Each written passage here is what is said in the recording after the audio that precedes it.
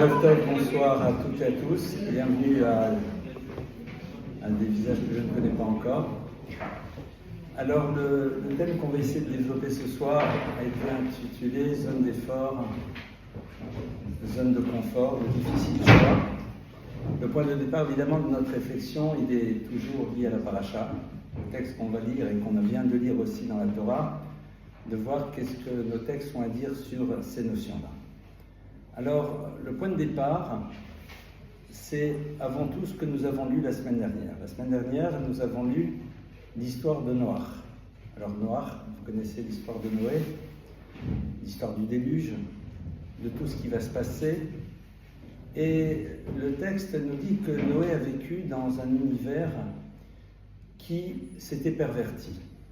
Alors nous, évidemment, dès qu'on a ces mots, on a des idées sur, en effet, une civilisation qui était complètement débauchée.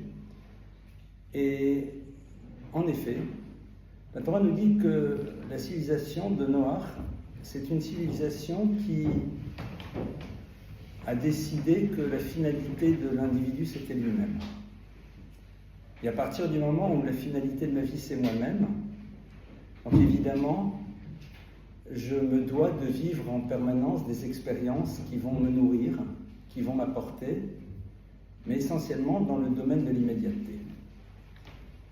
Et donc, dans la mesure où toutes les personnes qui font partie de ce système sont d'accord pour fonctionner suivant ce principe, au fond, où est le problème ? Où est le problème ?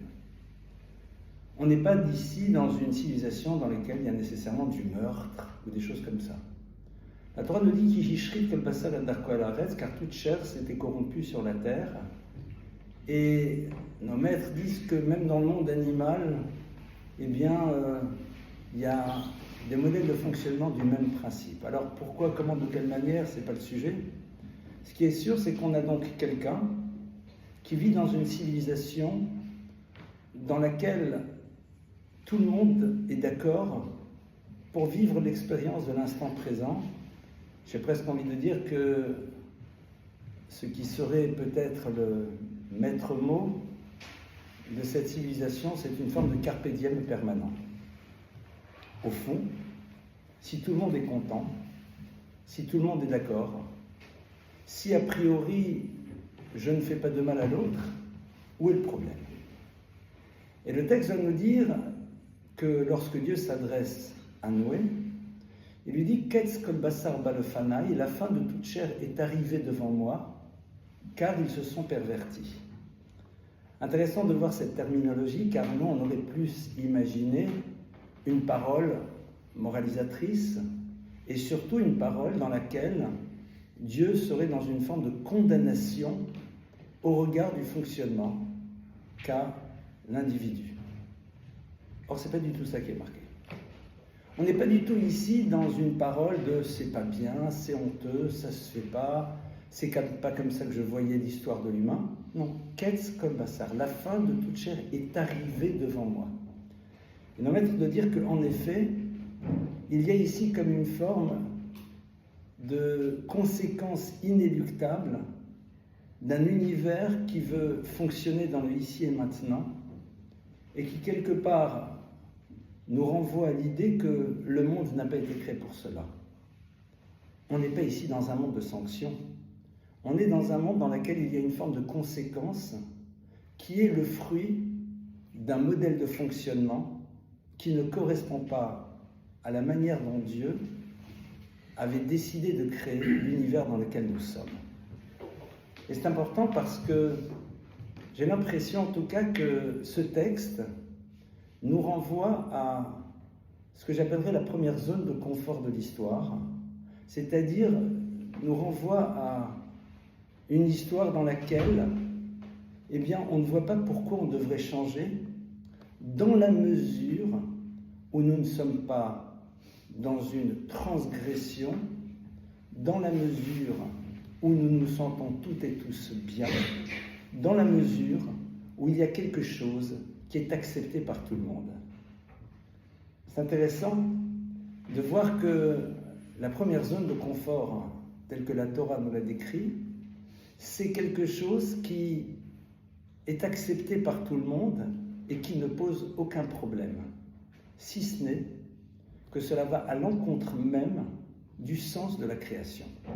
La plupart du temps, notre réflexion sur les zones de confort et d'inconfort, sur la notion d'effort, sont liées à la nécessité peut-être de nous extraire de quelque chose.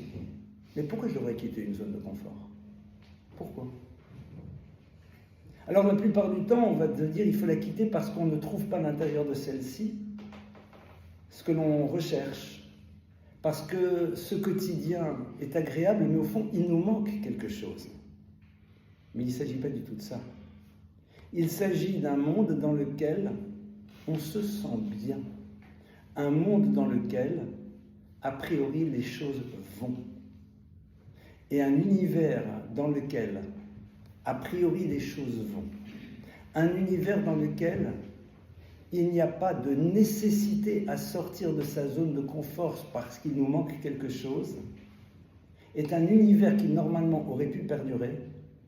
Et Dieu dit « Ketz kol basar ». Il décrit à Noé ce que va être une vie dans laquelle rester dans sa zone de confort va devenir quelque chose de normal, puisque j'y trouve ce que je désire. Je repose l'idée. Lorsque vous dites à quelqu'un, écoute, tu es dans tes zones de confort, je veux dire, et alors? La plupart du temps, on se pose la question parce qu'on se rend bien compte qu'on s'habitue à certaines choses, mais que de manière ultime, il nous manque quelque chose. Il y a quelque... On sent que c'est pas ça. La Torah te dit pas du tout. La première zone de confort de l'histoire, c'est un univers dans lequel tu te sens bien, un univers qui a priori te procure ce que tu désires, mais un univers qui ne correspond pas à ce qui est censé être le projet de l'humain. Et c'est quoi le projet de l'humain? Et sur cela, nos maîtres vont être très clairs à travers quelques mots. Adam le Amal Yulad. L'humain est né pour la notion d'effort. La notion d'effort, c'est pour cela que l'on est présent. Et d'ailleurs, c'est intéressant de voir que lorsque Adam va être dans le jardin d'Éden, alors pour nous, dans notre image, le jardin d'Éden, c'est le lieu parfait dans lequel tout va bien, puis c'est love, c'est le Club Med, quoi. C'est le Club Med, c'est le top, tout va bien. Et quand Dieu le met, il lui dit le Ovda ou le Shomra. Il le met le Ovda pour littéralement le servir, le travailler dedans, ou le Shomra et pour le garder. Je ne sais pas si vous connaissez ce verset, mais a priori ce verset est très curieux puisque le jardin d'Éden, normalement, c'est un lieu dans lequel on est censé être et vivre tranquillement. Le texte ne dit pas du tout. Je vais arrêter, je pense, avec le micro parce qu'on entend des réverbérations. Donc on va voir si vous m'entendez. Sans. Est-ce que vous m'entendez bien comme ça? On va arrêter parce que je pense que ça fait... Le Ovda ou le Shomra. Le texte nous dit qu'on est dans le jardin d'Éden, le Ovda, pour travailler. La Avoda, c'est un travail. Ou le Shomra, et pour garder. Travailler quoi? Et garder quoi? Le jardin d'Éden, a priori, c'est un lieu dans lequel tout est à disposition. Les textes de la tradition des Midrash nous disent que Adam et Ève se font servir en permanence.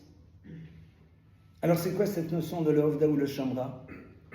C'est une notion qui est le sens même de la présence de l'individu dans l'univers.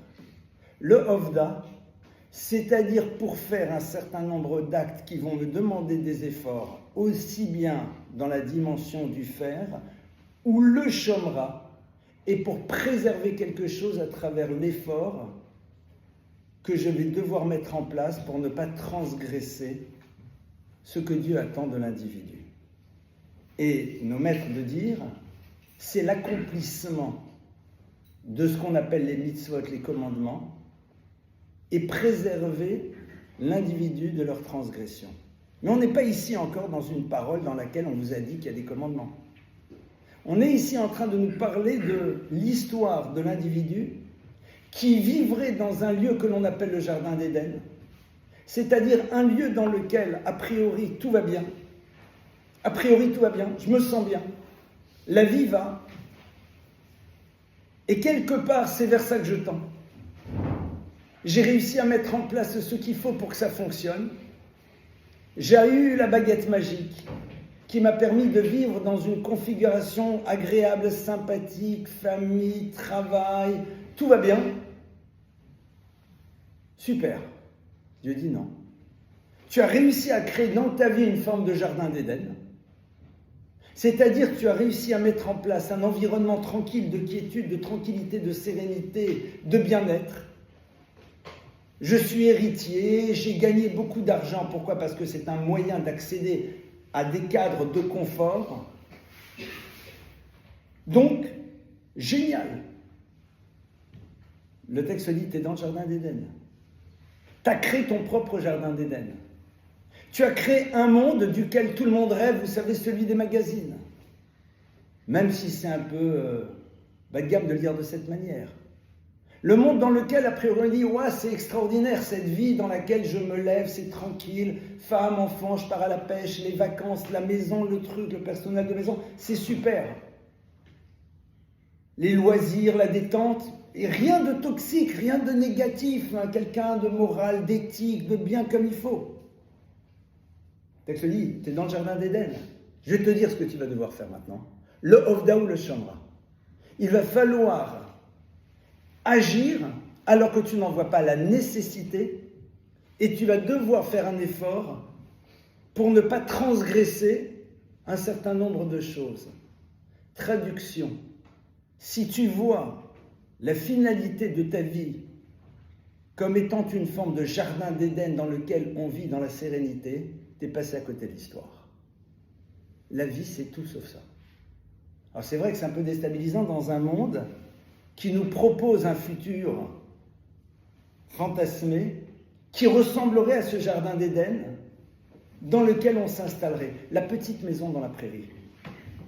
Une fois que tu es dans la petite maison dans la prairie, tu fais quoi ?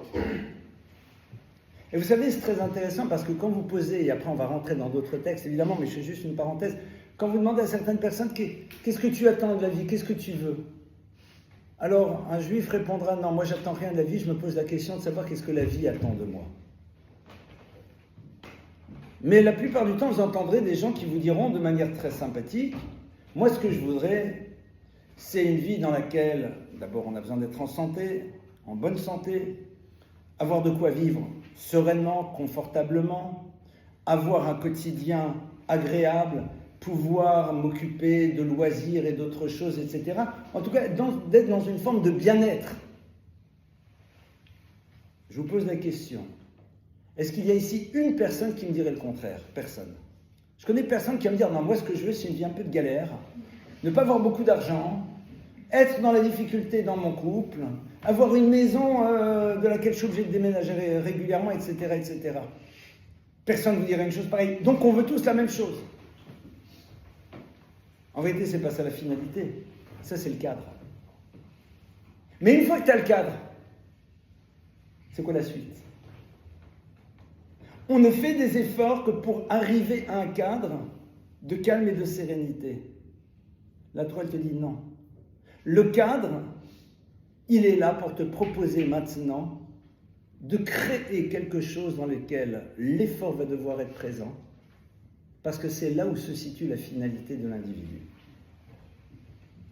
Sans entrer dans des lieux communs, et vous allez m'excuser de prendre cet exemple un peu gros sabot.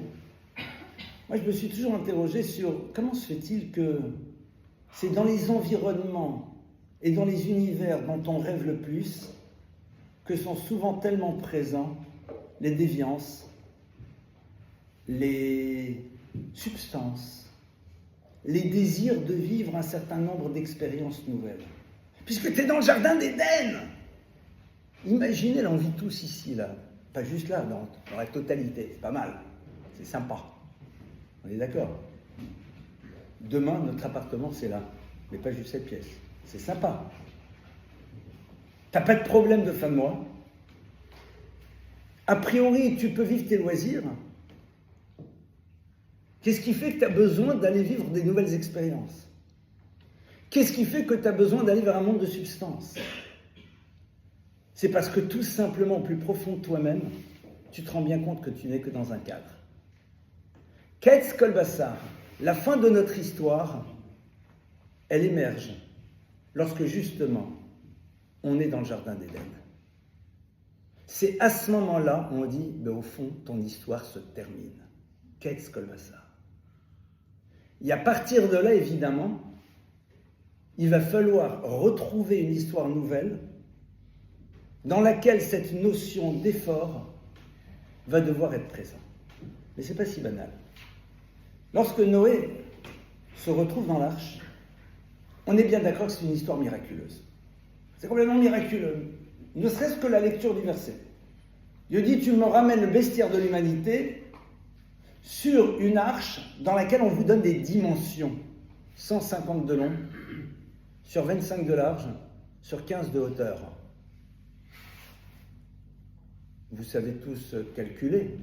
On est d'accord qu'au niveau du métrage carré, c'est pas mal, mais tu ne mets pas les éléphants, les rhinocéros, les girafes, 7 coupes, en double, 7 coupes de vaches, 7 coupes de moutons, tout bestiaire.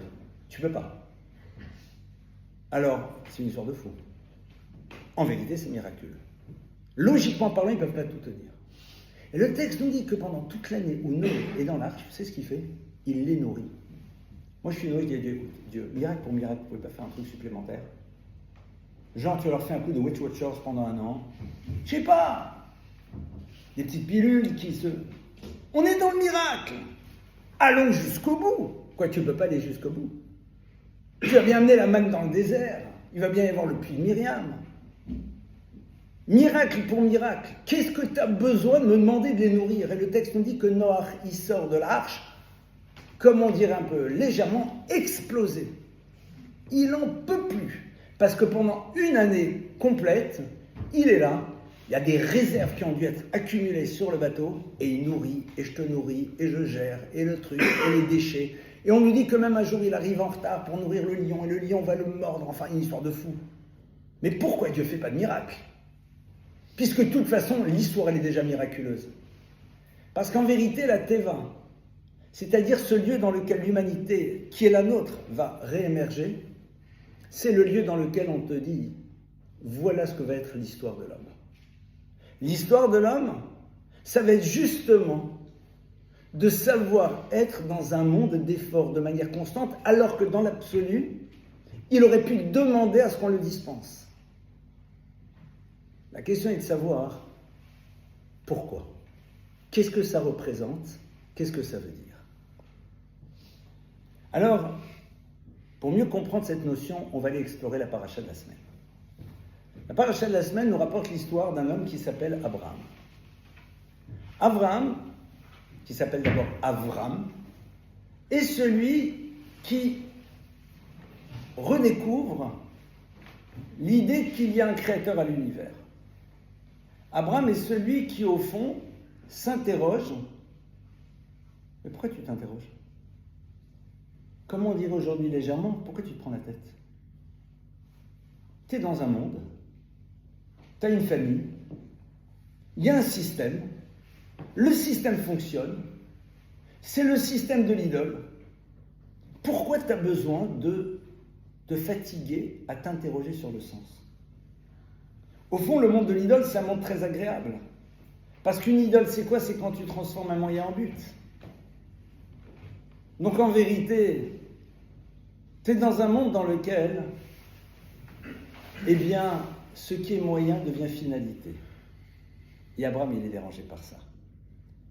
Pourquoi une idole? C'est quand tu transformes un moyen en but, parce que l'idole, c'est de se tourner vers les forces de la nature, vers l'univers dans lequel on se trouve, vers le soleil, la lune, les étoiles, ce que vous voulez, qui sont a priori des éléments qui sont là pour t'amener à prendre conscience de la présence du Créateur, mais qui à un moment ne sont plus là pour toi pour cela, mais deviennent des forces vers lesquelles il faut que tu tournes en tant que tel pour obtenir d'elles ce que tu désires.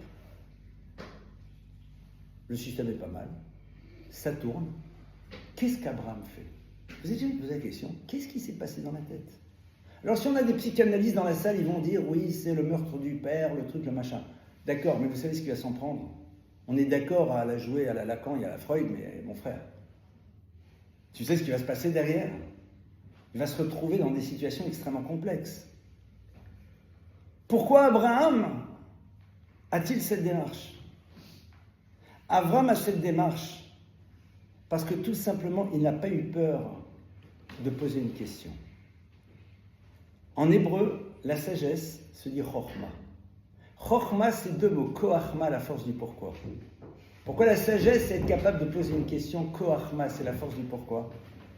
Parce que vous savez qu'en hébreu, les mots sont composés de différentes lettres avec lesquelles on peut faire d'autres mots. Chokhma, chet, kaf, mem, he. Avec ces 4 lettres, vous pouvez faire 2 mots. Koachma, la force du pourquoi. La sagesse, c'est être capable de poser une question. Et Abraham se pose une question. Pourquoi? Pourquoi il se pose une question?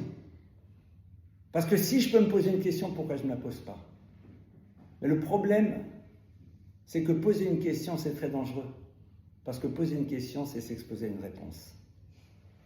Et quelque part, Abraham, sa force et son courage, c'est de ne pas avoir eu peur de poser une question qui risquait de remettre en cause la quiétude d'un quotidien dans lequel, a priori, tout le monde allait bien. En 2 mots, les 2 sorties des zones de confort dont la Torah nous parle dès le début ne sont pas nécessaires par rapport à la réalité que je vis, mais elles sont l'expression de ce qu'est l'être humain qui s'interroge. Et c'est vrai que la première chose qu'on demande tous les jours dans la prière, c'est da'at, bina, la capacité de réfléchir, de s'interroger, d'essayer de comprendre. Parce que, comme dit le Talmud, dit Dabé Koulamé, celui qui possède cette capacité de réfléchir, de s'interroger, de s'interpeller, possède tout. Celui qui n'est pas capable ne possède rien. Pourquoi? Parce que ce qu'il possède ne sera pas vecteur d'une réalisation, mais sera juste sa propre finalité. En aniut et la kaniut ada, dit le Talmud. Il n'y a pas de plus grande pauvreté que la pauvreté d'esprit. On ne parle pas ici du pauvre d'esprit, c'est-à-dire avec un QI inférieur à 50. Aniut adat, c'est quelqu'un qui, au fond, n'a pas envie d'inscrire à l'intérieur de lui ce qui est le propre de l'humain, de cette question qui va l'amener à un moment à ne pas voir dans ce qu'il vit au quotidien une finalité, mais juste un point de départ pour accéder vers quelque chose d'autre. Donc, qu'est-ce qu'on voit d'ici? Première chose que la Torah est en train de nous dire, elle te dit, il faut que tu saches que Noach et Abraham vivaient dans des univers comme Adam, qui étaient des univers que l'on peut qualifier de jardin d'Éden. C'est-à-dire l'univers de Noach, c'est un univers complètement perverti dans lequel on faisait tout et n'importe quoi, mais tout le monde était d'accord. Donc si tout le monde est d'accord, si tout le monde est consentant, si tout le monde se sent bien, alors c'est quoi le problème? À la limite, t'as pas envie d'y aller, vas-y pas. Abraham, il vit dans un monde dans lequel, a priori, tout va bien. En plus, son père est quelqu'un de très reconnu, de très connu, etc., etc. Qu'est-ce que tu te poses des questions? Pourquoi à un moment tu t'exposes? Qu'est-ce qui te manque? C'est que tout simplement, ce qu'est l'humain n'est pas présent ici. Adam l'Amal Yulad, l'être humain a été créé pour l'effort. La notion de l'effort, Amal en hébreu, ce sont les mêmes lettres que le mot Me'al qui veut dire aller au-delà d'eux, dépasser la réalité dans laquelle je suis. Ne pas faire du cadre une finalité. Ne pas faire du cadre une finalité. On fait du cadre une finalité lorsqu'on n'a rien d'autre à proposer. Et après, je suis obligé de me convaincre de mon bien-être,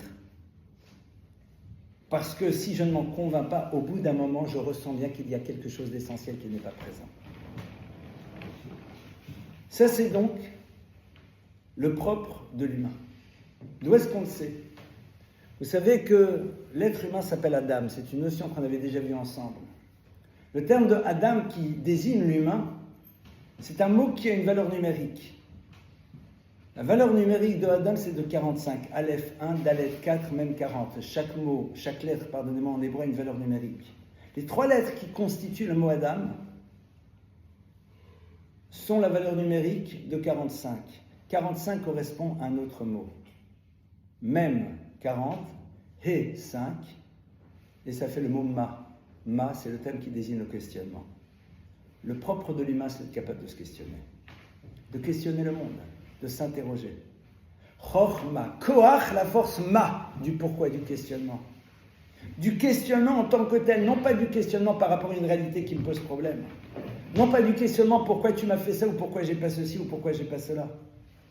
Du questionnement qui est le sens même de ma présence dans l'univers.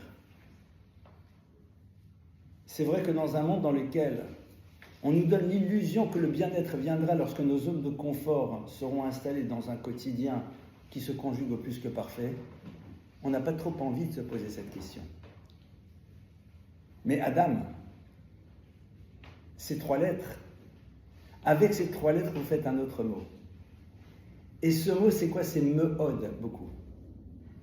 C'est-à-dire le fait d'être capable d'aller dans quelque chose qui est le domaine du dépassement. Lorsque Dieu crée l'univers, sur chaque jour de la création, en dehors du second jour pour d'autres raisons, il dit Vehine Tov, et Dieu vit ce qu'il avait fait, c'était bien. Et lorsque Dieu crée l'humain, il dit Vehine Tov meod, voilà que c'était super bien, extrêmement bien. Comme diraient les enfants, c'était très beaucoup bien. Et les maîtres de nous dire, je vais te dire pourquoi. Parce qu'au moment où est créé l'humain, est créé au même moment le Satan, le Yetzer Hara, celui qui le pousse à gâcher son existence. Au contraire, c'est dramatique. Tov meod. Parce que c'est là où l'effort va commencer. Qu'est-ce qui est extrêmement bien pour toi? C'est justement la confrontation à quelque chose qui va te pousser à aller dans des directions vis-à-vis desquelles tu vas devoir lutter, si tant est que tu comprends que c'est là où se situe la finalité de l'homme. Il y a un personnage dans l'histoire qui à un moment a voulu vivre dans une forme de confort au regard des moments extrêmement difficiles qu'il a vécus. Qui est ce personnage? C'est Jacob. Je rappelle que Jacob, le fils d'Isaac, le frère d'Ésaü, n'a pas une vie simple. Il y a la fameuse histoire de la vente du droit d'aînesse, qui est remise en cause par son frère, alors qu'a priori il lui avait vendu. D'un frère qui veut le tuer, d'une fuite, de son mariage, des galères dans lesquelles va le mettre son beau-père, de la fuite qu'il va avoir, de la poursuite que va avoir son frère Ésaü, de sa fille Dina qui va être violée,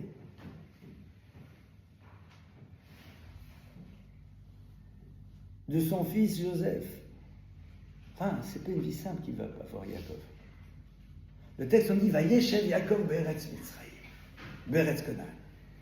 À un moment, la Torah veut dire Yaakov Vayeshev, il s'est installé en terre de Canaan. Vous savez que la Torah n'est pas là pour vous faire le scénario du film. Donc le maître s'arrête sur soi et ils disent mais qu'est-ce que la Torah a besoin de dire qu'il s'est assis? D'abord on ne dit pas il s'est assis. On ne dit pas Jacob s'est assis dans la terre de Canaan. Non, il a vécu. Vayechi Yaakov, Yaakov a vécu. Non, Vayeshev. Vayeshev, il s'est assis. Dit Rashi sur place au nom du Talmud. Bikesh Yaakov la Shevet Beshalva. Yaakov a voulu s'installer enfin dans la tranquillité.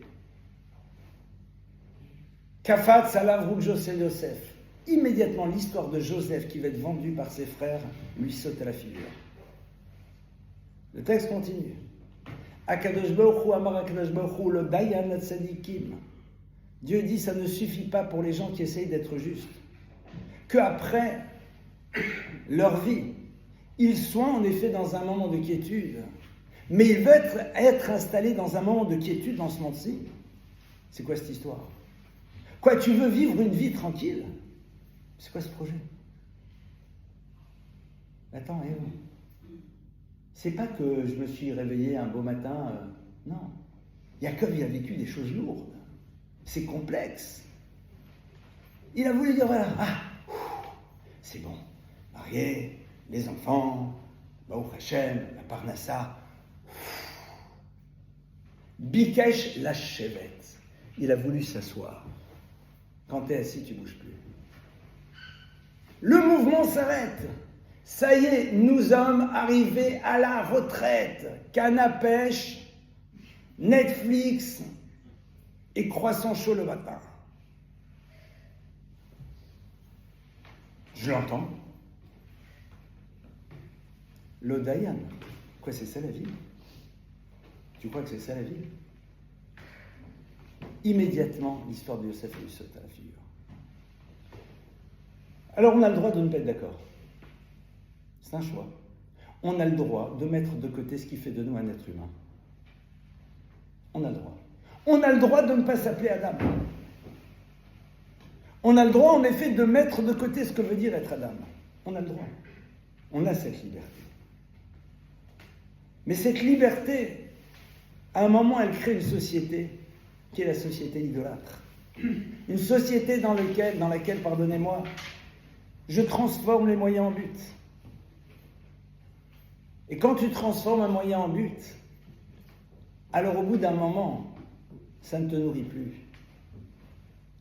Mais comme tu n'as pas imaginé autre chose, alors tu tournes en rond. Et au bout d'un moment, tu ressens ton manque. Et le manque, il n'est pas lié parce que tu vis une vie qui n'est pas bien au quotidien. Parce que la partie essentielle de l'être, elle n'existe pas. Parce que l'élément qui fait que tu sais pourquoi tu es là, tu ne le nourris pas. C'est comme quelqu'un qui ne fait que manger mais oublie qu'il faut boire. Il ressent qu'il y a quelque chose qui ne va pas. Mais il ne sait pas quoi. Alors comme il y a un peu de jus dans les fruits et dans les bons légumes, alors il ne meurt pas. Mais le sentiment de bien-être que tu peux avoir en buvant de l'eau, tu ne l'as pas. Pourquoi? Parce que la partie essentielle, elle n'est pas présente chez toi. Le Ovda ou le Shamra, tu es dans le jardin d'Éden. Tu es dans le cadre idéal. Il n'y a pas de problème, tu as le droit. Mais dans la mesure où tu es dedans, c'est là où l'histoire, elle commence. C'est là où véritablement, le travail doit se mettre en place. Tov Me'od. Qu'est-ce qui est véritablement le Tov absolu? C'est la confrontation à celui qui va m'obliger à grandir en développant ce que je n'ai pas besoin de développer parce qu'a priori je suis arrivé là où je voulais, mais qui va faire de moi quelqu'un de plus grand, même si je n'en vois pas la nécessité. On est dans un monde dans lequel on a défini la finalité de l'être à des choses qui sont, pardonnez-moi de le dire de cette manière, qui est un peu réductrice, quasi animales. Je mange, il mange, je bois, il boit, je me reproduis, il se reproduit, je dors, il dort, la vache regarde les trains passer, moi je regarde Netflix. Et vous allez voir d'ailleurs que beaucoup de gens disent « Ah là là, ils ont une belle vie, eux. » Ça veut dire quoi une belle vie? Ils ont tous les éléments du cadre. Pourquoi tu as besoin de fumer? Pourquoi tu te mets à la coque? Pourquoi tu as besoin sans arrêt de voir la femme de l'autre? Pourquoi tu as besoin même en couple de faire tout et n'importe quoi? Pourquoi? Parce qu'au fond, non. On va maintenant rentrer dans l'univers du Hamal. Adam l'Hamal Yulad, l'individu est né pour le Hamal, pour la notion de l'effort. Alors les gens vont dire, ouais, regarde, je bosse. Avec moi, elle te dit non. On n'a pas été créé pour l'effort dans l'univers du travail. Ça, c'est une klala, ça, c'est une malédiction. Et c'est pas obligé d'augmenter la malédiction. Si la Torah dit qu'une femme, au moment où elle donne la vie, peut éprouver quand même quelques douleurs, elle ne t'interdit pas la péridurale. C'est pas une mitzvah d'augmenter la malédiction. Je fais plein d'efforts, mais pourquoi?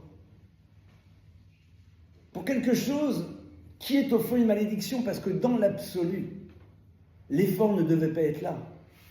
C'était ça le jardin d'Éden, l'Ovda ou le Shamra, ça vient tout seul. L'effort, il doit être où? Le Ovda ou le Shamra. Dans une action qui transforme les univers. Et cette action qui transforme les univers, c'est la confrontation à ce qui me pousse à ne pas vouloir être dans l'univers du dépassement. C'est-à-dire d'imaginer pouvoir être autre chose que ce que je suis aujourd'hui.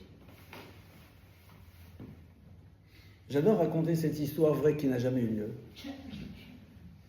Une de nos belles-filles m'a dit que toutes les histoires sont vraies, certaines ont eu lieu, d'autres n'ont jamais eu lieu. J'ai adoré, donc je garde l'expression. C'est l'histoire de ce jeune homme qui apprend à sa maman qu'il va se marier. Traduction, il a oublié le dictionnaire du nom d'engagement. Vous connaissez, hein? Ça fait 2 ans que je te fréquente, mais je ne sais pas si je suis amoureux. J'adore.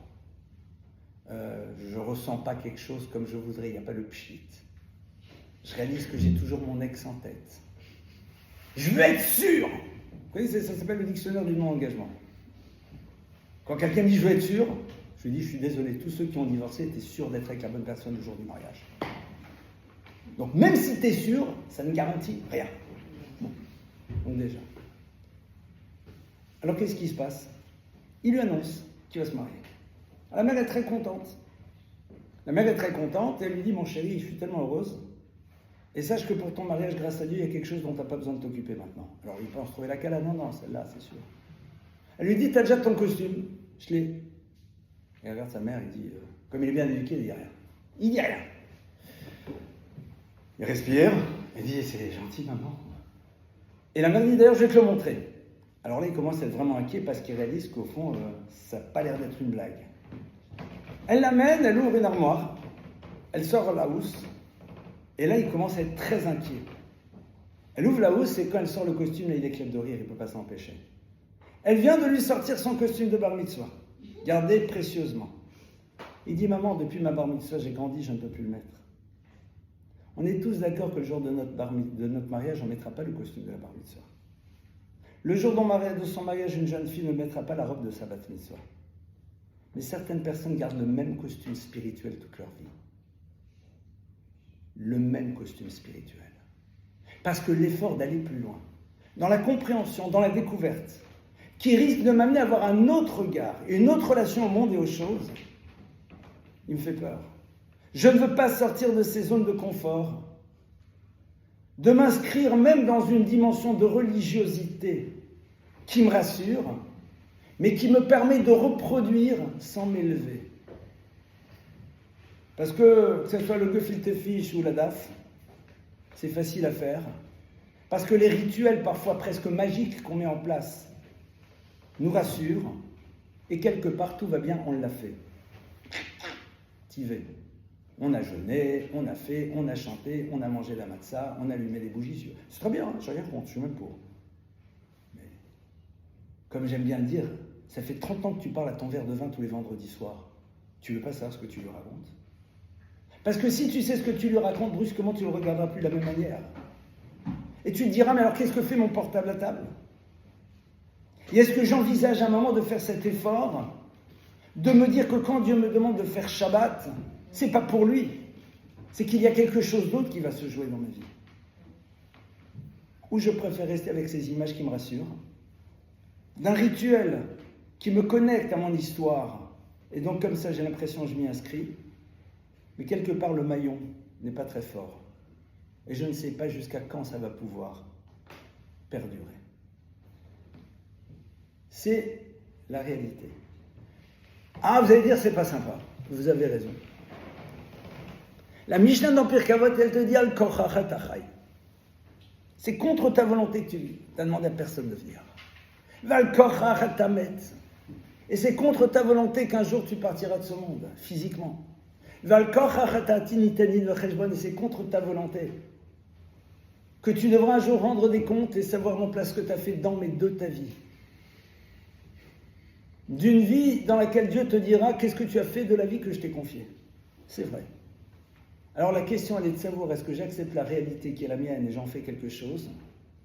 Ou parce qu'elle me demande de faire un effort, je décide de ne pas explorer cette dimension de moi et à partir de cela, me réinscrire à l'intérieur d'un monde dans lequel le cadre devient sa propre finalité.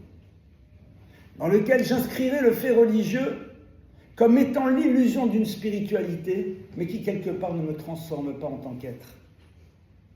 En allant pêcher mes valeurs chez ceux qui par ailleurs nous crachent dessus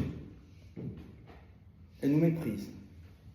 Dans un monde dans lequel on va aller pêcher chez d'autres, ce qu'ils nous définissent comme étant l'amour, le couple, ce que vous voulez, alors que par ailleurs la vision qu'ils ont du peuple juif n'est pas des plus sympathiques qu'ils soient. Ça je le dis aujourd'hui parce qu'à un moment il faut quand même remettre les choses en équerre. C'est intéressant. Pourquoi ? Parce que justement, cette notion-là n'est pas présente. La Gemara nous dit la chose suivante. La Gemara nous dit Shalosh Tchukot Hen. Il y a 3 grands désirs dans l'univers. Le terme de Tchuka, c'est un désir, mais avec un grand D, c'est waouh, je ne veux que ça. Il y a 3 grands désirs dans le monde. C'est ça qui m'intéresse. Le désir de la pluie pour la terre, le désir du Yetzer Hara, c'est-à-dire de la pulsion du mal pour l'humain, et le désir de l'épouse pour son conjoint. Qu'est-ce qu'on est en train de dire ici ? On dit ça, c'est waouh, ce vers quoi j'aspire.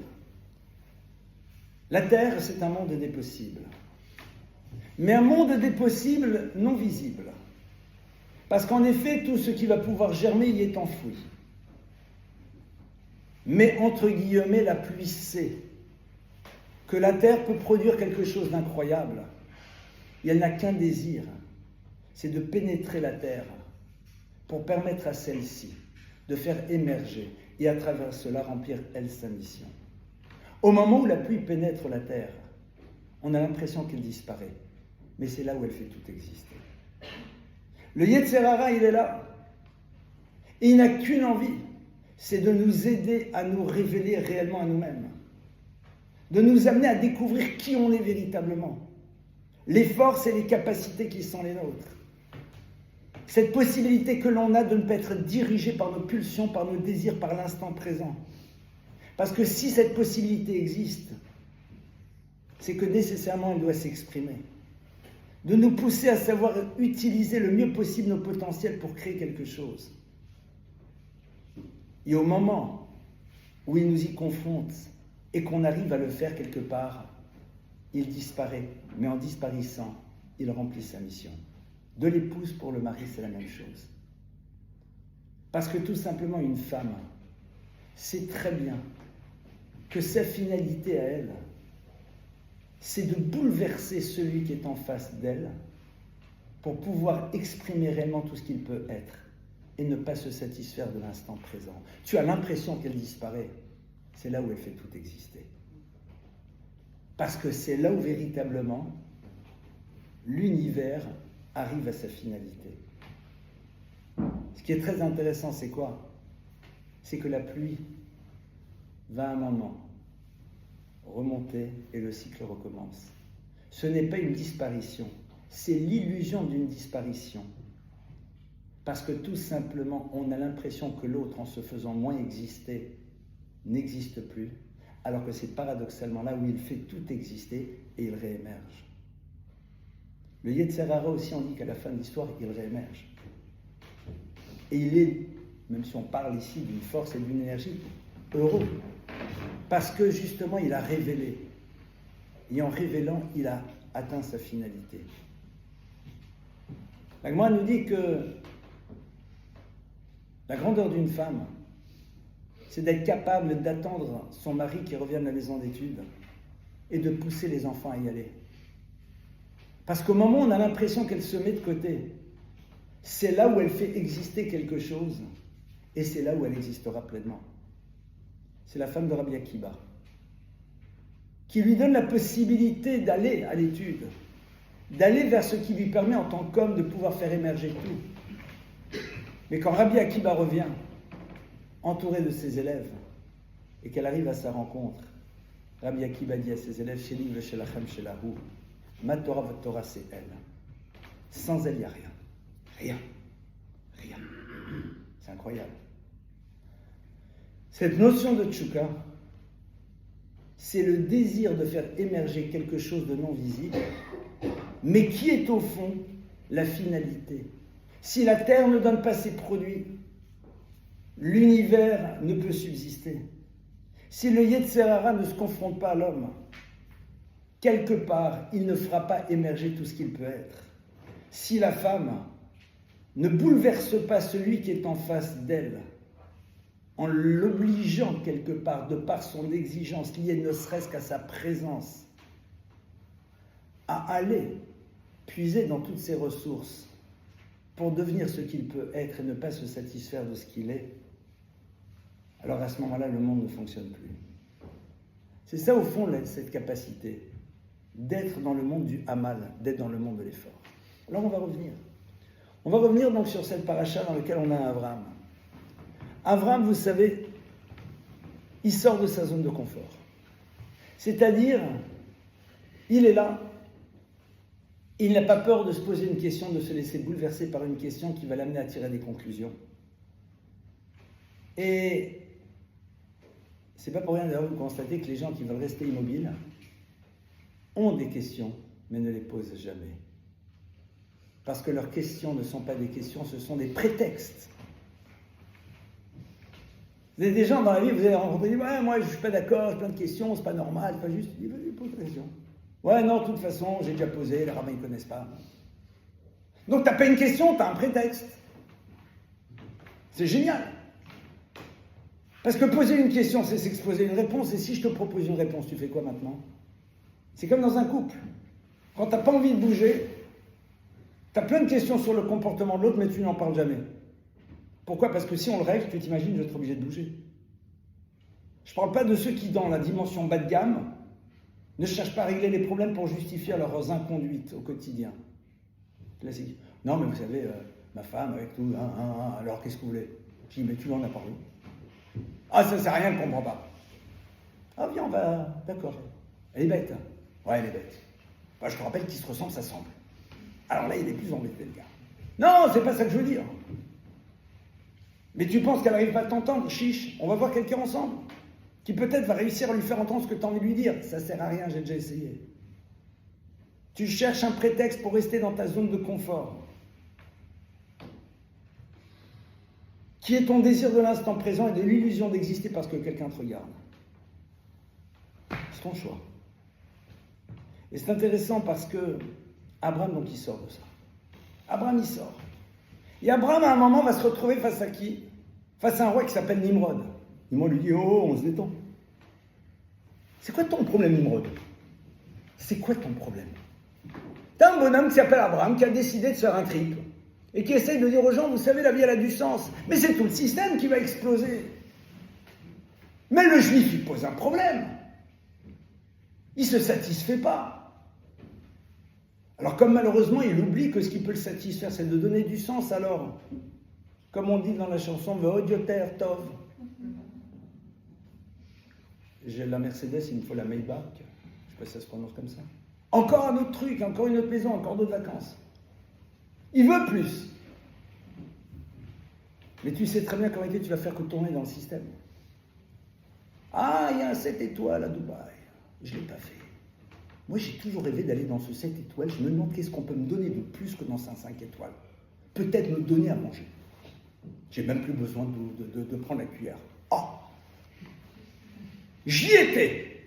Veni, vidi, super vici. J'ai aucun problème pour ceux de parmi vous qui auraient été. Mais pourquoi? On était obligé de t'inventer un nouveau truc pour avoir l'impression que tu as évolué. Mais tu n'as pas évolué. Tu files, tu te tournes dans le même système. La Torah ne vous empêche pas de vivre confortablement. Qu'est-ce qui se passe? Nimrod, il est là, il dit, je ne veux pas, c'est mon système que tu mets en place, que tu détruis. Nimrod vient de la racine Mered. Mered, c'est quoi? C'est la révolte. La Gemara dit la chose suivante. Les maîtres du Talmud nous disent qu'il y a un jour une discussion entre deux personnages très intéressants, Rabbi Yehuda et Antonin. Antonin, empereur, impérator. Rabbi Yehuda, le maître de la Mishnah, le maître du Talmud. Et ils étudient ensemble. Il y a un moment, Antonin pose une question. Et il dit, dis-moi Rabbi Yehuda, le Yetzer Hara, c'est celui-là qui nous pousse, qui nous bouleverse. À partir de quand il est? Quand on est dans le ventre de notre mère ou quand on sort? Rabbi Yehuda dit non, il est sûrement dans le ventre de la mer déjà.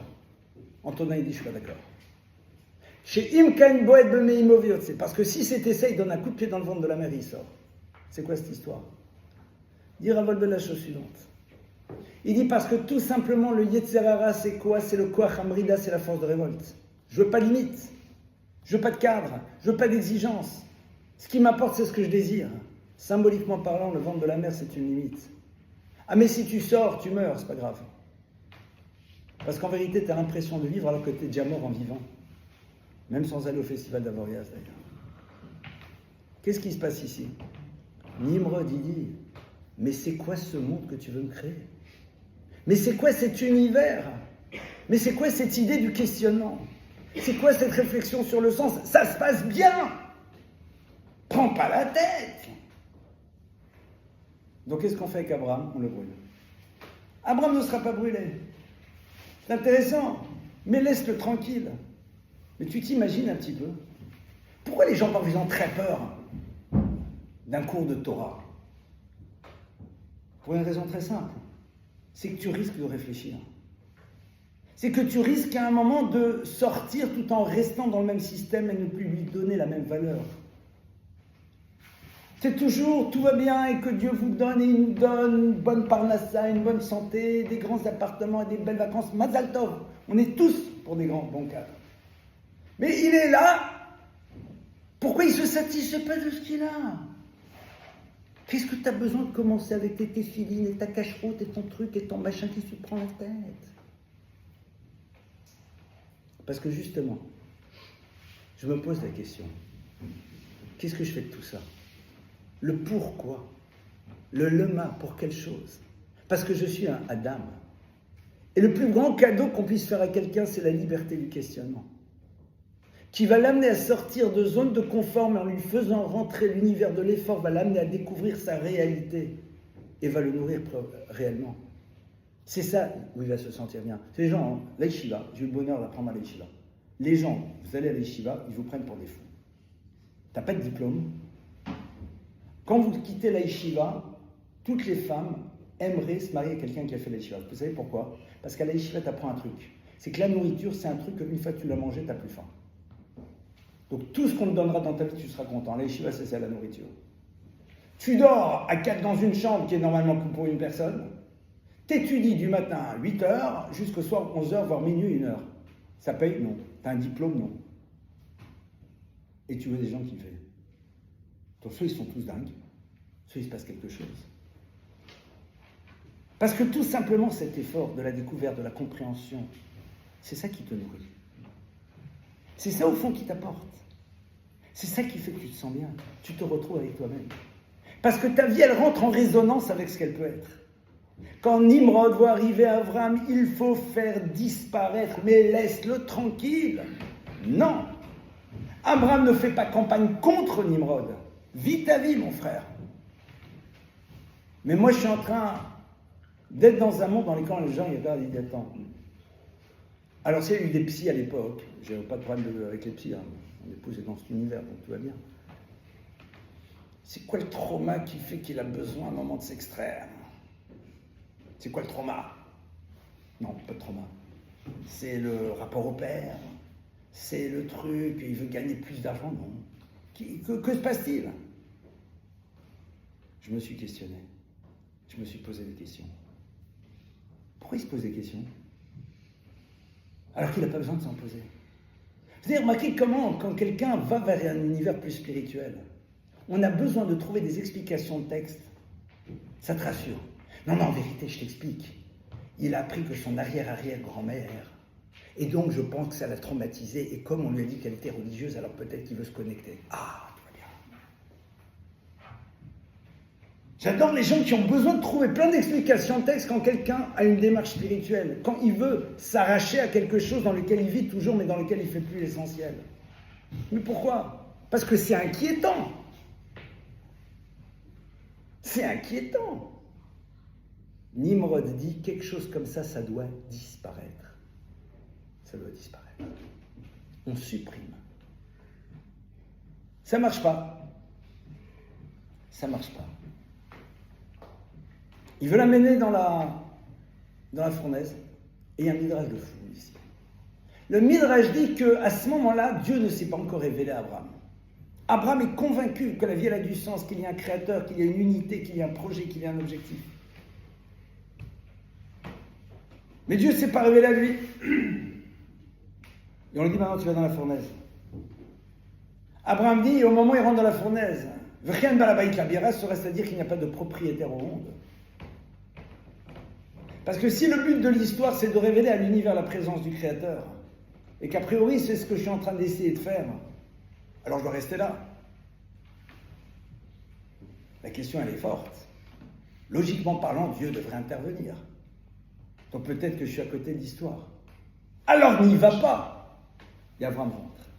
Et au moment où il rentre, à ce moment-là dit le Midrash, la voix divine s'adresse à lui, dit Ani balabira, je suis là. Parce qu'Abraham a compris que malgré l'incompréhension du divin, la conclusion à laquelle il était arrivé est dans le domaine de la vérité absolue. Je n'ai pas besoin que Dieu me prouve que la démarche qui est la mienne est vraie dès lors que je m'inscris dans ce que veut dire l'humain. Et à ce moment-là, les choses continuent. Et là, Dieu arrive et lui dit, bon, maintenant, Abraham, l'Echora, il faut que tu partes. Vers ailleurs, vers un lieu dans lequel je te montrerai. Abraham, il est là, il dit, Dieu, j'ai commencé à faire le job. Là, j'ai des contacts. J'ai un fans club. J'ai du monde. Les gens commencent à être à l'écoute de cette parole et en effet s'interrogent. Ils comprennent qu'en effet l'univers a un but. Que le verre a bien été créé par quelqu'un. On raconte que Kepler, qui était un croyant, célèbre astronome pour ceux qui l'auraient oublié, a rencontré un jour un de ses copains, lui aussi astronome, totalement athée.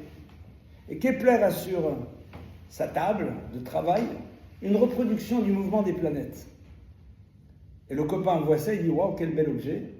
Peux-tu me donner le nom de l'artisan qui l'a fait ?» Je voudrais le même. Kepler le regarde, il dit « Je sais pas. » Il dit « Comment ?» Il dit « Je sais pas, un jour je suis arrivé, c'était là. » Je dis « Ah, donc 2 mois. » Kepler le regarde et lui dit « Sur le modèle réduit, tu penses qu'il y a quelque chose qui est à l'origine. Et sur le modèle originel, tu penses que c'est arrivé par hasard. Explique-moi. Tu es d'accord que tout être créé révèle un créateur. Mais sur l'univers, non. Ah, quel créateur de Dieu. On se retrouverait, si vous voulez, pour un cours de 4 heures sur ça. Parce qu'on pose la question, évidemment. Mais, à un moment, Abraham, il est là. Il dit, Dieu, je commence à faire le job. Dieu lui dit, tu pars. Tu quittes de nouveau ta zone de confort. Et Abraham part. Dieu dit à Abraham, t'as raison, logiquement parlant, tu dois rester ici. Mais justement, l'enjeu, c'est que même quand tu es dans un monde dans lequel tu donnes du sens, le mouvement doit rester. Tu ne dois pas te satisfaire. Tu vas aller, il y a un nouveau défi qui t'attend. Parce que même dans le monde de la spiritualité, on peut avoir besoin de confort. C'est comment ça s'appelle ? La religion. La religion, c'est un monde de confort. Parce que quand tu fais les trucs comme il faut, regardez, moi je suis tombé dans la rite quand j'étais petit. Vous croyez que c'est difficile pour moi de me lever le matin pour aller prier ? Pas du tout. Parce que je l'ai toujours fait. Depuis l'âge de 9-10 ans, je me lève, je laisse Sina, tous les jours. C'est le coup de je me lève, je regarde BFM, enfin je ne peux pas le voir puisque je n'ai pas ce qu'il faut pour voir, mais quelque part, je ne peux même pas imaginer. C'est pas un jugement de valeur que c'est bien ou c'est mal. Une journée, ça commence par la tfila. Point. Tu démarres, c'est la tfila. C'est comme ça. Shabbat, ben c'est Shabbat. Quelque part, je suis religieux. Mais c'est pas compliqué. Hein. Ah, je vous assure, c'est pas compliqué. Hein. T'as grandi là-dedans, t'es tombé dans la marmite. C'est pour ça. Et c'est pas une flatterie, c'est vraiment quelque chose auquel je crois profondément, qui pour moi me touche beaucoup. Je suis bouleversé par les gens qui sont capables de s'arracher à quelque chose. Quand quelqu'un me dit, mais je mange cachère maintenant, je lui dis, ben, j'espère bien. Moi, je dis, mais comment tu fais? Ben, si je m'imagine quelqu'un qui toute sa vie, quand il avait faim, il rentrait dans un resto, il mangeait. Et là, je suis à Vesoul, y a-t-il encore une épicerie pour que j'achète 2 bananes, 3 oranges, et que je vois sur mon application si la tablette de chocolat elle est cachère. Pour moi, c'est facile. Et j'imagine. C'est énorme. C'est énorme. Vraiment. Quelqu'un qui n'a jamais fait Shabbat, qui commence à faire Shabbat, ne serait-ce que vendredi soir, mais c'est bouleversant. Et je crois qu'on ne s'applaudit pas assez quand on le fait. Vous devez vous applaudir. Enfin, vous êtes peut-être tout tombé dans la marmite quand vous étiez petit, mais quelque part, si on n'est pas complètement tombé dedans, c'est énorme. Akadosh Baruch Hu dit, tu es bien, là où tu fais, t'es super. Avram, c'est génial, tu fais le job, t'es jusqu'au bout et tu fais le travail, etc. Allez, ailleurs. Ça veut dire quoi? Ça veut dire qu'en vérité, on nous montre que la notion d'effort, elle doit rester même quand a priori on est dans un monde dans lequel on semble être dans ce que Dieu attend de nous. Parce que dans cet univers-là, la notion d'effort, elle doit continuer. C'est comme le bonhomme qui étudie. Mais pourquoi tu étudies? Tu connais. Vous connaissez l'histoire du rabbin dans une petite ville des États-Unis qui a été recruté. Et là-bas, la communauté paye le rabbin, l'appartement de fonction et tout. Pas mal. Président de la communauté, un soir, il passe. 1h du matin, il voit que chez le rabbin, c'est allumé. Il dit bon. Le problème, c'est qu'il passe souvent tard le soir. Peut-être qu'il dirige des salles. Et 1h, 2h du matin, il voit que la lumière est allumée chez le rabbin dans la salle à manger. Alors, première option, il dit, alors le rabbin, il exagère. Il sait que de toute façon, c'est nous qui payons l'électricité, il ne se prend pas la tête, il laisse la lumière. Mais ça ne se fait pas de demander au rabbin. Bon, un jour, il craque. Il voit le rabbin, il dit, monsieur le rabbin, tout va bien. Il dit, ouais, grâce à Dieu, tout va bien. Vraiment, tout va bien, il n'y a pas de souci, non, tout va bien. Pourquoi? Je passe souvent chez vous, enfin devant chez vous le soir tard, je vois que la lumière est allumée, je me dis peut-être qu'il y a un souci, il se passe quelque chose. Oh, mais non, pas du tout, non, la lumière est allumée, parce que j'étudie. Ah, excusez-moi. Le rabbin, au bout de 6 mois, part vers une autre destination et il écrit au syndicat des rabbins, le président. Il dit, pouvez-vous nous envoyer un autre rabbin, mais qui ait fini ses études? Tu connais, mais tu continues à apprendre. Tu es installé là où tu es. Tu fais le job. Attention. Attention de ne pas tomber dans ce qu'on appelle Koach HaErgel, la force de l'habitude. Attention de ne pas rester dans une zone de confort qui est peut-être super, mais qui au bout d'un moment peut t'empêcher de devenir tout ce que tu peux être. Parce que la pire des choses, c'est de passer à côté de ce qu'on aurait pu être. Même si ce qu'on est, c'est déjà super. Alors évidemment, ça nous concerne tous. Mais ce qui est intéressant, c'est quoi? C'est que quand on en a conscience, il faut commencer le mouvement. Parce que ce qui est important, c'est le mouvement. Ce qui est important, c'est est-ce que je suis prêt à inscrire ce concept-là dans ma vie? Qu'est-ce qui fait qu'il y a tellement de juifs qui sont dans la recherche dans plein de choses? Parce que cet état d'esprit, il est quand même resté. Parce que je veux savoir, je veux comprendre. Pourquoi, mais qu'est-ce qui se passe? Et à partir de là, évidemment, la vie, elle n'est plus la même. Avant la vie, il part. Mais il quitte une zone de confort.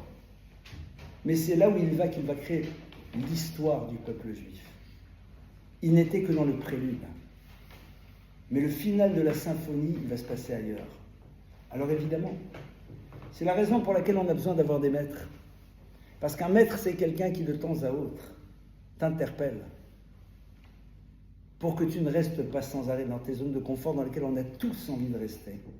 Même lorsque l'on est déjà dans quelque chose qui a du sens. Même lorsqu'on est déjà dans quelque chose qui a du sens. Alors évidemment, ça ne doit pas créer chez nous un désir de mouvement permanent, mais ça doit créer chez nous une interrogation sur la possibilité que l'on aurait peut-être d'aller un tout petit peu plus loin. Le fait de s'interroger, même sans y aller, c'est le point de départ. Parce que ça veut dire que ça s'inscrit dans ton monde des possibles. Ça veut dire que pour toi, ça fait partie de quelque chose qui s'inscrit dans ton projet. À partir du moment où l'idée fait partie de moi-même, même si de manière concrète, il va me falloir parfois du temps pour la mettre en application, là véritablement, je me retrouve dans la dimension pleine et entière du Adam tel qu'Hachem a voulu le créer. Voilà quelques idées que je voulais partager sur cette notion et on passe à vos questions.